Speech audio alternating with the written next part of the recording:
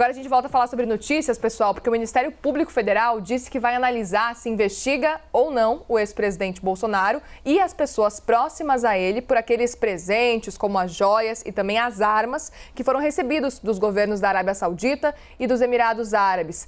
Pedro Nogueira explica pra gente essa história inteira. Vamos ouvir.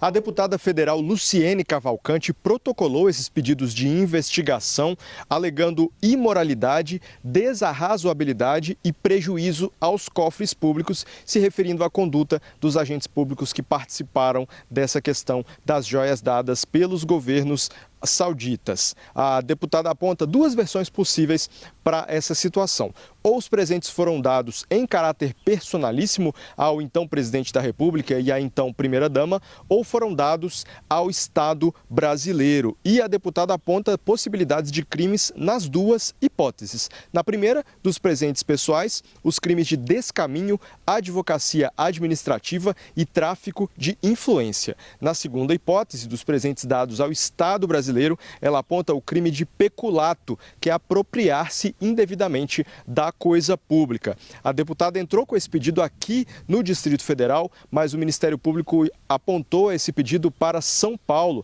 que é onde algumas providências já estão sendo tomadas. Esse é um procedimento que o Ministério Público chama de análise preliminar dos fatos, e ele pode terminar em duas vias. Ou ele vai terminar num arquivamento ou no pedido de investigação formal dessa situação. Não foi só um pedido de investigação sobre as joias recebidas pelo então presidente da República. Há também uma investigação relacionada a um fuzil e uma pistola que Jair Bolsonaro ganhou do governo dos Emirados Árabes Unidos. Essas armas chegaram a ser registradas pela Receita Federal e os procedimentos de entrada no país teriam sido seguidos regularmente, mas a deputada aponta a possibilidade de dois crimes: peculato e porte ilegal de armas de uso restrito. De Brasília, Pedro Nogueira.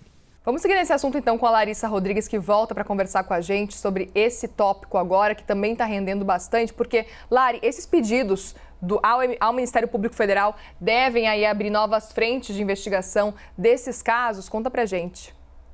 São várias frentes, né, Muriel? Sim. Vale lembrar que a mais adiantada até agora tem sido a do TCU, Tribunal de Contas da União. A gente acompanhou na semana passada, inclusive, um novo julgamento para saber se Bolsonaro deveria ou não entregar essas joias. Uma primeira decisão tinha permitido que ele ficasse com as joias. Depois, agora nesse último julgamento, deu um prazo para que ele entregue essas joias. Agora ainda um questionamento onde as joias, lembrando, são dois estojos diferentes. Um está ainda na Receita Federal, aquele estojo, a gente vem falando, viu imagens que tentaram entrar com ele no Brasil, mas a Receita ainda em São Paulo pegou esse estojo, tanto que agora com o Pedro a gente viu que uma das frentes do Ministério Público é em São Paulo, porque foi em São Paulo que ficou esse estojo que iria, segundo relatos, para a ex-primeira-dama Michele Bolsonaro. Mas há um segundo estojo que nesse momento está com Bolsonaro, um outro estojo de joias, de um valor um pouco menor, que esse, o TCU, pediu para que Bolsonaro entregue. Mas não se sabe onde os dois estojos ficarão até as decisões finais, até as investigações se adiantarem. O que a gente tem de informação é que pode ir para o Palácio do Planalto, porque lá teria um cofre, já que no TCU não teria esse cofre, apesar da determinação ser de que Bolsonaro entregue um dos estojos ali junto ao TCU. Mas vale enfatizar que, por ser um crime, acredita-se, né? Claro que as investigações vão mostrar, que poderia ter sido cometido por até então um servidor público, nesse caso, o presidente da República também é considerado um servidor, tem toda essa investigação por parte do Tribunal de Contas da União.